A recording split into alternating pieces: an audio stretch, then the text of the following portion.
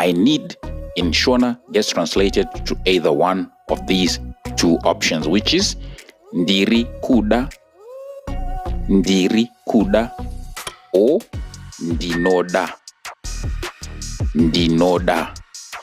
Let's go through some example sentences so that you can get to understand how this phrase is used in Shona sentences.